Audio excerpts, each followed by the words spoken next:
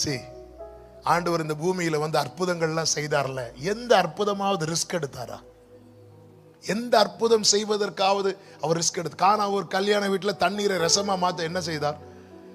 கற்சாடியை கொண்டு வந்து தண்ணீர், இந்த தண்ணியை கொடுங்கிறார், அவ்வளவுதான். அது எப்போ ரசமா மாறிச்சுன்னு யாருக்குமே தெரியாது. 5 அப்பத்தை 5000க்கும் அதிகமான பேருக்கு கொடுக்க என்ன செய்தார்? ஒண்ணுமே செய்யல. எடுத்தார், ஸ்தோத்திரம் பண்ணார், கொடுத்தார். மரித்து 4 நாள் கழித்து வந்து லாசரு உயிரோடு எழுப்புறார். அவன் மரித்து எத்தனை நாள் ஆச்சு? 4 நாள் ஆச்சு. சரி, நம்ம ஒரு 4 நாள் ஃபாஸ்டிங் போடுவோம். போட்டாரா? இல்ல.